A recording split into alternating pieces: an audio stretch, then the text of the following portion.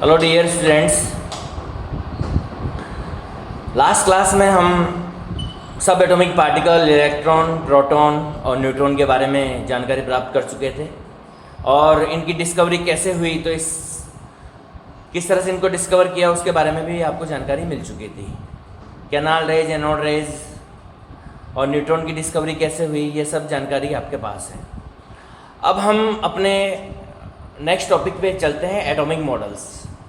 Atomic model अलग अलग साइंटिस्टों ने एटम के स्ट्रक्चर को एक्सप्लेन करने के लिए अलग अलग टाइम पे जो है अलग अलग तरह के मॉडल्स दिए।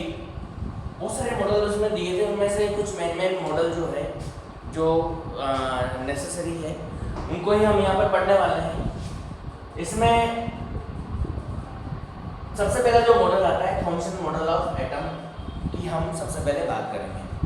ठीक है स्टूडेंट्स, आपको पता है कि जैसे प्रोटॉन और न्यूट्रॉन की डिस्कवरी हो चुकी थी और थॉमसन ने जब तक एटॉमिक मॉडल दिया था उस समय तक इलेक्ट्रॉन की कोई डिस्कवरी नहीं हुई थी। इलेक्ट्रॉन की डिस्कवरी बहुत बाद में जाके हुई, तो इस वजह से थॉमसन के मॉडल में इलेक्ट्रॉन का कोई और रोल नहीं है, क्योंकि इस समय तक थॉमसन को पता ही नहीं था कि इलेक्ट्रॉन भी यहाँ पर होता है। केवल इनको थॉमसन को ये पता था कि प्रोटॉन और इलेक्ट्रॉन होते हैं और प्रोटॉन और इलेक्ट्रॉन के ऊपर इक्वल चार्जेस होते हैं और इक्वल चार्जेस एक दूसरे को रिसेंबल, एक दूसरे को बैलेंस करते हैं, न्यूट्रल करते हैं और इसकी वजह से इलेक्ट्रॉन जो है प्रोटॉन को बैलेंस कर देता है, या उसके जो इलेक्ट्रॉन का चार्ज जो है वो प्रोटॉन के चार्ज को न्यूट्रल कर देता है। इस वजह से एटम के ऊपर जो चार्जेस होते हैं वो जीरो होते हैं, क्योंकि हमेशा ही किसी भी एटम के अंदर जितने प्रोटॉन होते हैं उतने ही इलेक्ट्रॉन वहाँ पर प्रेजेंट होते हैं। तो हम थॉमसन की बात करेंगे। सबसे पहले थॉमसन जो साइंटिस्ट थे, चिटन हिल्स है मैनचेस्टर के अंदर, वहाँ पर इनका जन्म हुआ था और जो है फिजिक्स का नोबेल प्राइज इनको 1906 के अंदर दिया गया था। क्यों दिया गया था? जे थॉमसन, इन्होंने ही इलेक्ट्रॉन की डिस्कवरी की थी। इलेक्ट्रॉन की डिस्कवरी के लिए इनको जो है नोबेल प्राइज दिया गया था, मॉडल के लिए नहीं दिया गया। इन्होंने जो इलेक्ट्रॉन को डिस्कवर किया था वो बहुत बड़ी रिसर्च थी, बहुत बड़ी डिस्कवरी थी। इस वजह से जो है इनको उसके लिए जो है नोबेल प्राइज दिया गया है और आज इसी के बेस पे जो है प्रोटॉन और न्यूट्रॉन की बात अपन करते हैं।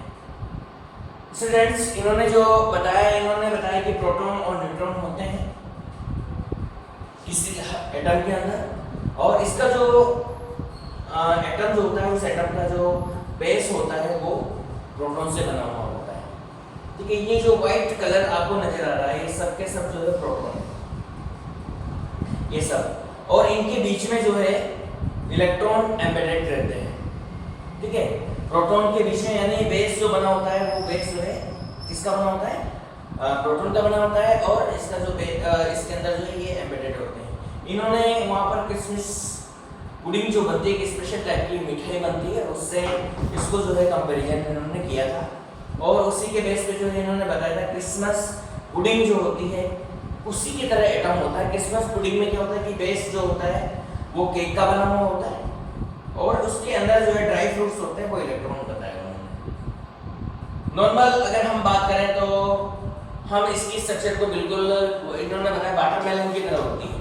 ये जो रेड कलर ये स्पेयर, तो ये इस पे कवरिंग तो है से ग्रीन कलर की, ये जो स्पेयर होता है रेड कलर का होता है और ये जो बना होता है किससे बना होता है? प्रोटॉन से बना होता है और इसके अंदर जो सीड होते हैं, ये सीड, वो सीड जो है इलेक्ट्रॉन होते हैं। तो इसकी जो इसकी स्ट्रक्चर बिल्कुल वाटरमेलन की तरह ही इन्होंने बताया। ठीक है, मीन्स इलेक्ट्रॉन जो है ये माइनस चार्ज जो होता है ये इलेक्ट्रॉन होते हैं। ये इलेक्ट्रॉन प्रोटॉन के बीच में पूरा ये एक दूसरे से जुड़े हुए रहते हैं। ठीक है, तो ये चीज इन्होंने बताई। स्टूडेंट्स, आप जानते हैं कि ये चीज जो है सही नहीं है कि प्रोटॉन जो है वो इनके बीच में एम्बेडेड रहते हैं। मेनली दो चीज इन्होंने बताई थी इनके जो थॉमसन मॉडल है उसमें,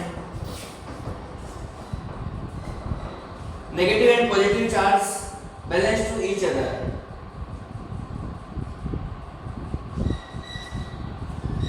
and atoms as a whole it is the neutral.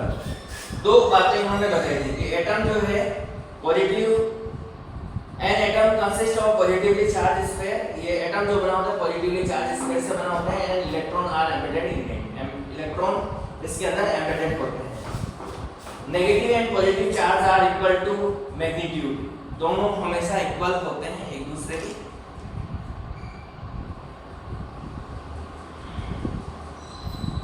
So atom is electrically neutral, और जो ये होता है वो इलेक्ट्रिकली न्यूट्रल होता है। देख तो आफ्टर सम टाइम जो है इसका जो है मॉडल वो बिल्कुल डिस्कार्डेड कर दिया गया, अमान्य कर दिया गया।